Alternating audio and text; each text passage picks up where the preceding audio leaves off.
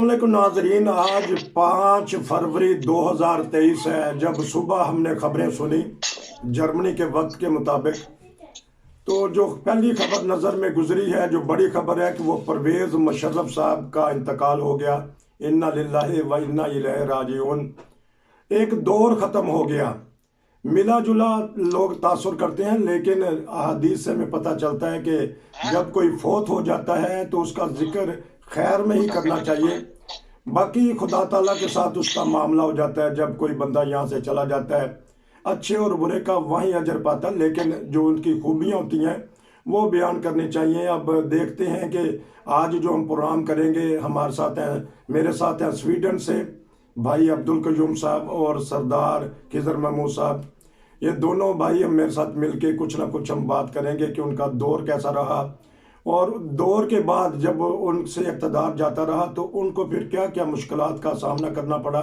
क्योंकि पाकिस्तानी कौम या पाकिस्तानी अवाम या पाकिस्तानी सियासत ऐसी है कि जब कोई इक़्तिदार में होता है सब कोई सलूट करता है, जब इक़्तिदार में से उतारा जाता है, अयूब को देख लें, ज़िया-उल हक का आखिरी दौर देख लें, और ये मौजूदा सियासतदान देख रहे हो परवेज़ मुशर्रफ जी। मैं चलता हूँ स्वीडन जी। अस्सलाम वालेकुम जी। वालेकुम सलाम नसीर साहब। हाँ जी, आज दुख भरी खबर तो है ही, क्योंकि हमारे सिपा सलार रहे हैं, सदर रहे हैं, और उन्होंने 8-9 साल पाकिस्तान पे हुकूमत की है। क्या कहना चाहेंगे परवेज़ मुशर्रफ मरहूम के मुतल्लिक? पहली बात जो है नसीर साहब, जैसे आपने फरमाया, हम मुसलमान हैं, हम इंसान हैं, हमें सबसे पहले अफसोस होना चाहिए। और हम सब ने जाना है इस दुनिया से, कोई भी इस दुनिया में नहीं रहेगा।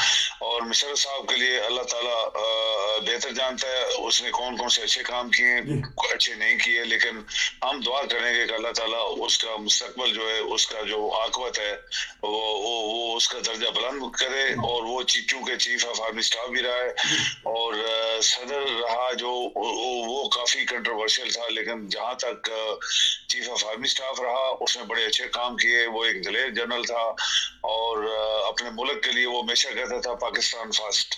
तो उसने अच्छे काम किए हैं, कोशिश की है, लेकिन पाकिस्तान चूंकि मुल्क ही ऐसा है कि यहाँ पे कोई भी आज तक कामयाब नहीं हुआ। और जनरल तो खासकर कामयाब इसलिए नहीं हुए कि जब सियासतदान उनके साथ मिल जाते हैं, जर्नैलों के साथ, तो वो जर्नैलों को पटरी से उतार देते हैं और सियासतदानों की जो गंदी सियासत है वो फिर बाकी रह जाती है। तो मेरी भी ये दुआ है कि मुशर्रफ साहब ने पाकिस्तान के लिए जो खिदमत की, उसका अल्लाह ताला उसका बदला देने वाला है। और अगर उसने कोई गलत काम किए हैं तो वो भी अल्लाह ताला ही उसको माफ करने वाला है। लेकिन एक अच्छा जनरल था और उसने जब तक रहा, मेरे ख्याल में उसने पाकिस्तान के लिए काफी कुछ किया। मैं चलता हूँ हाई कोर्ट के जो वकील हैं उनके पास जी। बताइएगा, मिला जुला तासुर दीजिएगा जी। यकीनन उसी के पास लौट के जाना है। आप बिल्कुल, हम जो बात कर रहे हैं वो भी एक तारीख का हिस्सा है, और शायद जब हम नहीं रहेंगे तब भी आवाज रह जाएगी जी। इसलिए मैं नहीं चाहता हूँ कि तारीख का कोई कर्ज रहे, किसी पे रहे, और कोई आने वाले वक्त में। बिल्कुल सही बात है कि एक पाकिस्तान फौज के चीफ ऑफ आर्मी स्टाफ रहे, और उसके बाद वो इक़्तिदार पे जब आए तो जो 7 निकाती उन्होंने एजेंडा दिया था वो बहुत ही खुशनुमा था और बहुत ही खूबसूरत था। लेकिन बदकिस्मती को कबूल भी किया था, मिठाइयाँ भी तकसीम हुई है, लेकिन बदकिस्मती से उनके साथ भी वही लोग थे जो बाद में, जिनको, जो मेरे दोस्त ने स्वीडन से कहा है कि जिन्होंने उनको डिरेल किया। और बाद में अभी जो हमारे एक वज़ीर-ए-आज़म साहब गए, एक जमात जो इक़्तिदार से पीछे हटी है, उनके साथ भी वही वाले थे।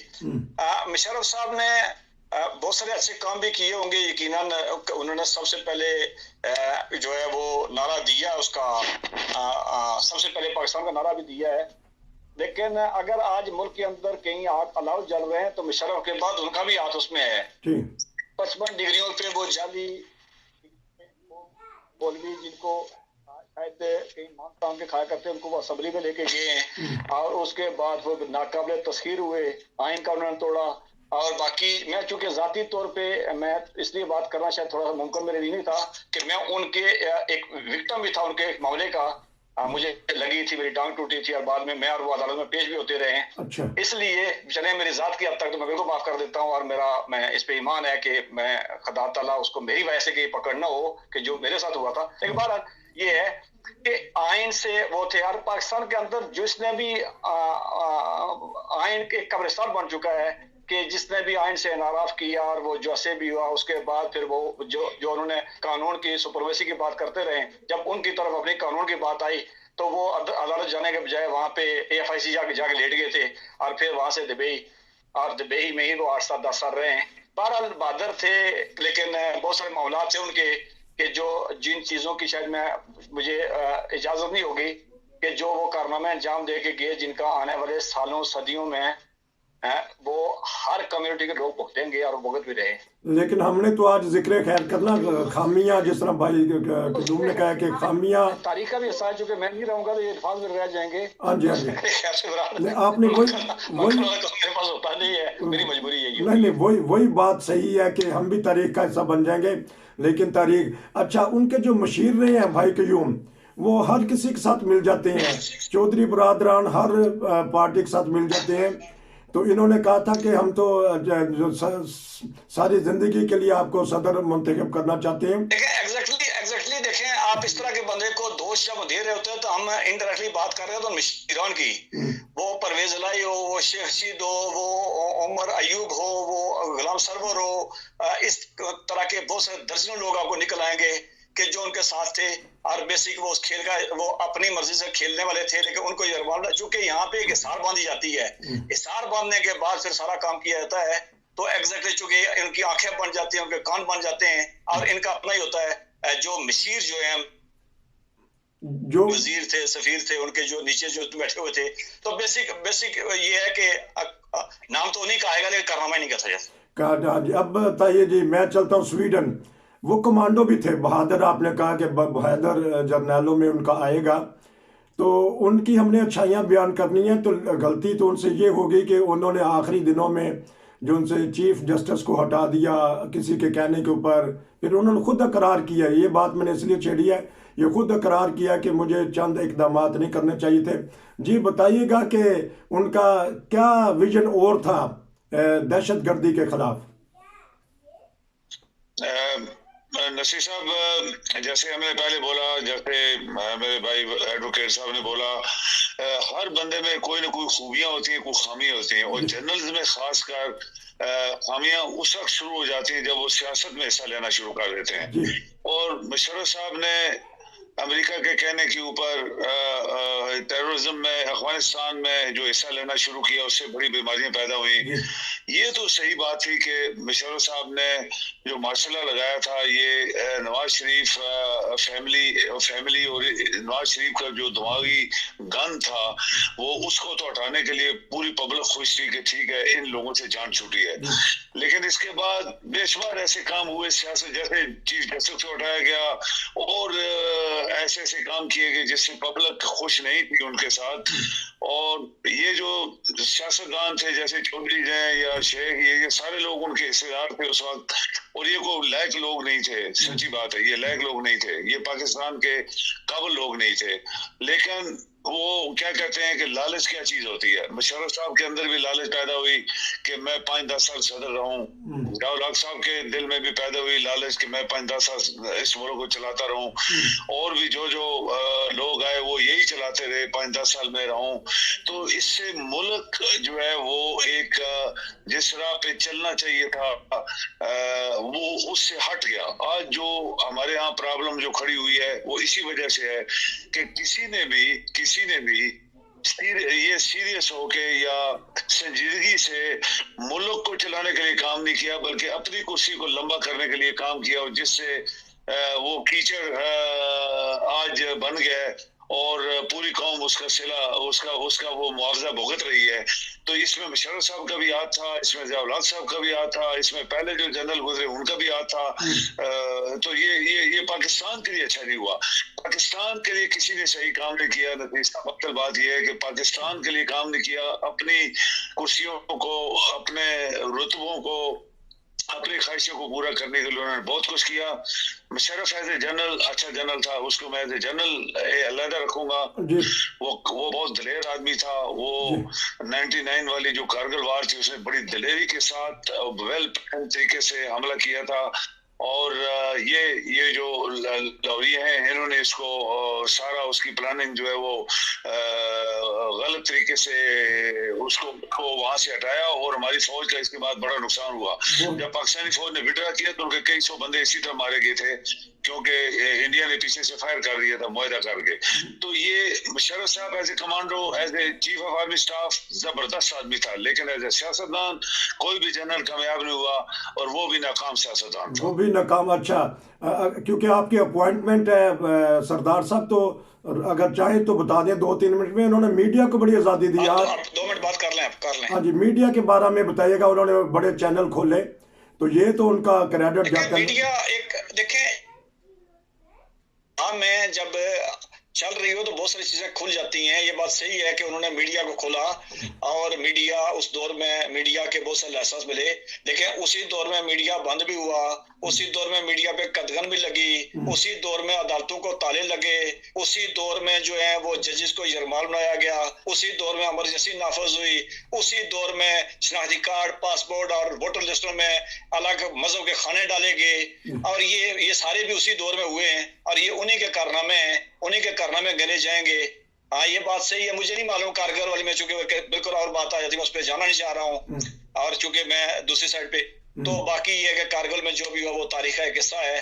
البتہ اقتدار میں آنے کے بعد انہوں نے نعرہ دیا، وہ نعرہ خوبصورت نعرہ تھا، اور لوگ اس نعرے پہ قوم نے قبول بھی کیا، وہ قوم نے خریدا بھی. لیکن مصیبت مسئلہ یہی ہے کہ وہ بعد میں جس طرح کی عام سیاست ہے اسی سیاست کا حصہ بنے، اسی میں یرغمال ہوئے، انہی کے مشیروں سفیروں نے وہ سارا کھیل کھیلا. اور اس کے بعد ٹھیک ہے، اس دور میں ملک کا اعتماد تھوڑا سا بحال ہوا تھا، ایک زلزلہ آیا، اس میں تمام دنیا نے کھل کے تعاون بھی کیا، لوگ پاکستان کی مدد بھی کی، لیکن وہ مدد پھر کھو کھاتے گئی، کم از کم ملک کے کوئی انفراسٹرکچر نہیں بن سکا. اس کے بعد پھر وہی اقتدار کی حوث رہی ان کی، اسی کا شکار ہوتے ہوتے پھر وہ وہاں سے نکلے اور دبئی چلے گئے. اب واپس دوبارہ آج وہ پاکستان لے جانے کے سرکاری طور پہ ان کو بہرحال بہت سارے سوالات ہیں، بہت سارے تاریخ کی باتیں آنے والے وقت میں لوگ سوال کرتے رہیں گے. متنازع شخصیت تھے.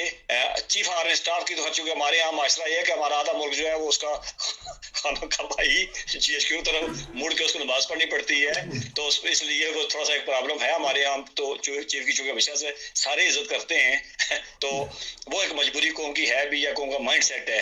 باقی عام سیاستدانوں کی طرح جب وہ سیاست میں آئے تو پھر انہوں نے وہ لوٹے کڑچے سارے اکٹھے کیے، اور وہ ان کا اقتدار تھا. تو بس ایک 10-11 سال کا عرصہ گزار گئے ہیں، اور بس پیمانے خاک ہو گئے. اس سے زیادہ کیا کہہ سکتا ہوں. بہت شکریہ آپ نے ساتھ دی. میں آخری الفاظ جو ہمارے بھائی ہیں سویڈن سے، تو کیونکہ انہوں نے یہی سوچا کہ میں مدفون وہیں ہوں گا، کیونکہ ان کی والدہ جو ہے وہ دبئی میں مدفون ہے، والد صاحب جو ہے وہ پاکستان میں مدفون ہے. انہوں نے سوچا کہ میں اسی مٹی میں دوبارہ جاؤں گا جس مٹی پہ میں نے حکومت کی.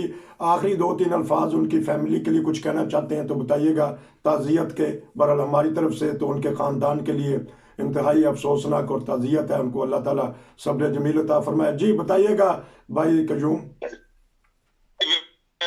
نصیر صاحب جیسے آپ نے کہا، جیسے ہمارے بھائی ایڈوکیٹ صاحب نے کہا، ہم انسان ہیں. کوئی بھی انسان جب انسان دنیا سے چلا جاتا ہے تو اس کے پیچھے پھر ہم لوگ محسوس کرتے ہیں کہ بدخوئی نہیں کرنی چاہیے. اللہ تعالیٰ ان کے درجات بلند کرے، ان کی فیملی کو صبر دے. اور ایک نصیحت ہے نصیر صاحب، ایک نصیحت ہے آنے والے جرنیلوں کے لیے اور باقی سیاستدانوں کے لیے کہ جو لوگ ملک کو اپنی ذات کے لیے استعمال کرتے ہیں ان کا اشر بہت برا ہوتا ہے. اللہ تعالیٰ سے ڈرنا چاہیے. اس پاکستان کو کسی نے دیانتداری کے ساتھ نہیں چلایا، پاکستان کے لیے دیانتداری کے ساتھ کسی نے کام نہیں کیا، اور ہم آج 75 سال بعد بھی ہماری کشتی ڈواڈول ہے. لہذا پاکستان کے لیے اگر پاکستان کا پیسہ خرچ ہوتا ہے تو پاکستان کے لیے کام کرو. اپنی عزت، اپنے کرسیوں اور اپنے مستقبل کے لیے سوچو گے تو اس کا اثر بہت برا ہوگا، کیونکہ ہر چیز ہمارے ہاتھ میں نہیں ہے. اللہ تعالیٰ کی بڑی طاقت ہے، وہ جس طرح چاہتا ہے انسان کو ذلیل بھی کرتا ہے، عزت بھی دیتا ہے. بس ہماری یہی ہے کہ ہر آنے والا بندہ جو پیچھے بیٹھا ہے وہ اس طرح کی چیزوں کو ایسی چیزوں سے سبق سیکھے اور اللہ تعالیٰ سے ڈرے. سبق سیکھے اور اللہ تعالیٰ سے ڈرے. بہت ہی پیاری بات آپ نے کہہ دی. ناظرین، یہ تھا ایک اسپیشل پروگرام پرویز مشرف مرحوم کے بارے میں. آپ کا بہت شکریہ. پھر ملیں گے. نصیر کو اجازت دیجیے. السلام علیکم. جی وعلیکم السلام.